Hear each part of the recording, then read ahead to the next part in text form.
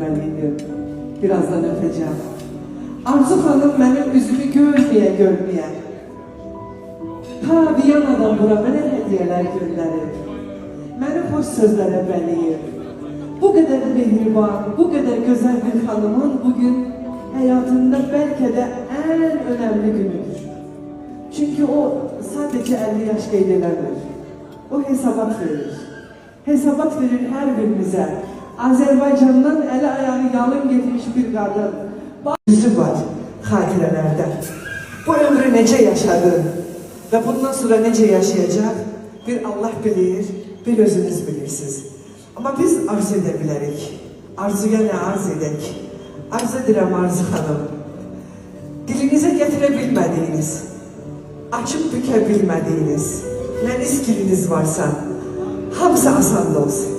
Ona deyin, gelmesin. 7 bahar, 7 payız, yayın dışı başa vursun. Sevincini, kederini cem eylesin, taşa vursun. İstəmirəm bu ürəklər ömrü boyu qoşa vursun. Ona deyin, gelmesin. Ben size önceden diyeyim, bütün bu şokoladların hamısını Hüseyin yiyir. Ona göre 150 kilodur. Yine səhərə qədər daşıyacaq o zaman. Ev yoktu. Hüseyin'in... Ama çok güzel. Hüseyin'in 5 elinde Hüseyin'in o kadar... İnşallah xonçası. Aha. Deməli, bu sizin şirniyyat hədiyyənizdir. Ama bir hədiyyəmiz daha var. Onu da özü təqdim eləsin kızımızın. Deməli, Rəya xanım, iş belə. Mamaya dedim ki, mama, 50 yaşında ne istiyorsan hediye?